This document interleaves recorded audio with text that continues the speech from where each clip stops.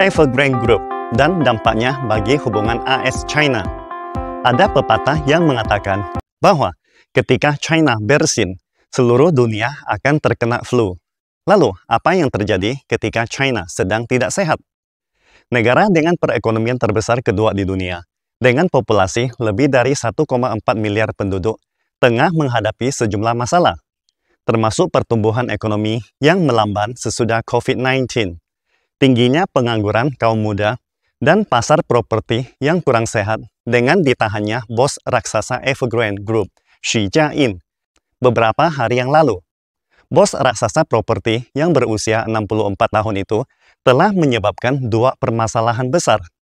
Pertama, ketertiban ekonomi China terganggu dan dihadapkan pada tantangan serius.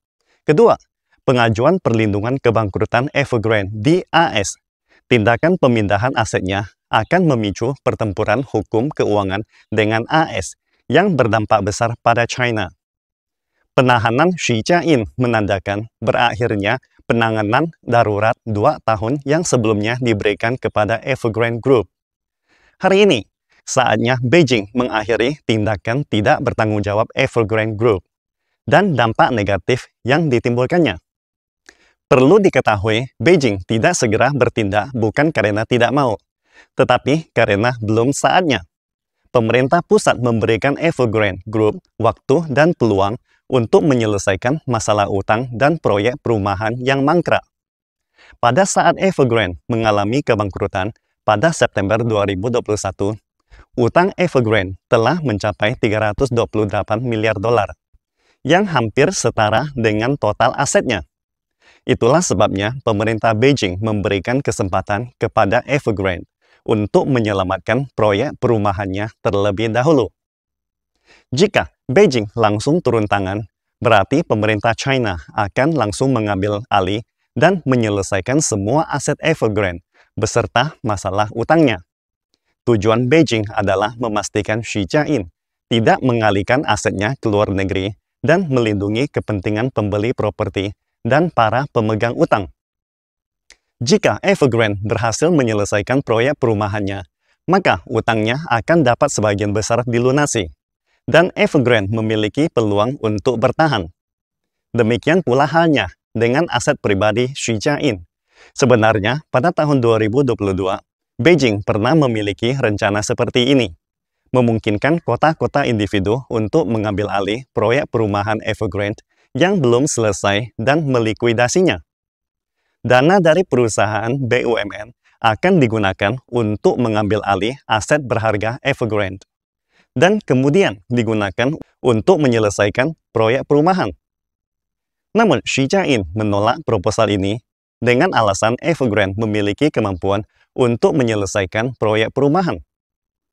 Selama 2 tahun terakhir, bos raksasa properti ini juga berjanji menyelesaikan proyek perumahan, sambil menjual asetnya di Hong Kong dan luar negeri, dan dengan tegas mengatakan, dia boleh kehilangan segalanya, tetapi investor tidak boleh kehilangan segalanya.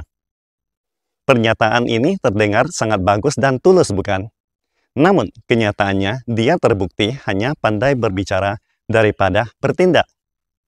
Kemudian pada tanggal 17 Juli, Evergrande mengumumkan kerugian sebesar 800 miliar yuan dalam laporan keuangan di tahun 2021 dan 2022. Tindakan Xi Jiayin ini sangatlah brutal. Awalnya, aset yang tercatat di buku besar Evergrande melebihi utang yang tercatat.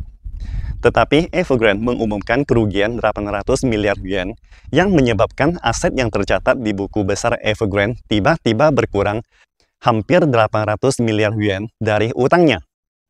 Pada saat bersamaan, Evergrande mengajukan perlindungan kebangkrutan di Pengadilan Kepailitan Manhattan AS. Ini bukan hanya tindakan menghentikan proyek-proyeknya, tetapi jelas-jelas merupakan upaya untuk memindahkan aset. Jika demikian, maka Beijing tidak akan duduk diam.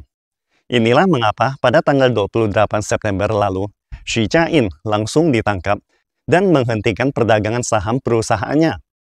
Dengan begitu, kasus kebangkrutan Evergrande berakhir dan Evergrande akan masuk ke dalam proses likuidasi sesuai hukum. Namun, perkembangan berikutnya masih sangatlah rumit. Bagi China, ini adalah masalah penghapusan aset dan utang Evergrande di dalam negeri yang perlu diatasi. Sambil juga harus berurusan dengan perlindungan kebangkrutan Evergrande di AS. Tindakan Xi Jiayin mengubah pemegang saham Evergrande di dalam negeri menjadi pemegang utang di luar negeri sambil mengalihkan asetnya ke AS. Bagi Beijing, jika Xi berhasil memindahkan asetnya, maka tidak hanya hak-hak pembeli properti dan pemegang utang Evergrande yang akan terpengaruh, tetapi juga akan merugikan keadilan sosial dan merusak reputasi pemerintah China di mata internasional. Tentu saja, Beijing tidak akan membiarkan hal seperti itu terjadi. Beijing tidak akan membiarkan orang-orang kaya yang tidak jujur menggunakan celah hukum merugikan hak-hak rakyat dan mengganggu keadilan sosial. Sementara di sisi lain, Xi menggunakan celah memindahkan asetnya ke luar negeri dan kemudian memanfaatkan perlindungan hukum kebangkrutan AS untuk mengajukan klaim atas aset di China. Jadi, ketika pengadilan kebangkrutan AS memulai proses kebangkrutan Evergrande dan memerintahkan likuidasi aset Evergrande di China, termasuk hak atas properti dan agunan, apakah bank-bank di Tiongkok akan menerima hal ini? Apakah pemerintah atau lembaga yudisial di Tiongkok akan menerimanya? Jika mereka menolak, itu berarti membiarkan dunia melihat bahwa pemerintah Tiongkok terlibat dalam aturan normal operasi kapital. Semua investor global akan mengamati bagaimana pemerintah Tiongkok menangani situasi ini. Ini adalah tantangan yang sangat rumit.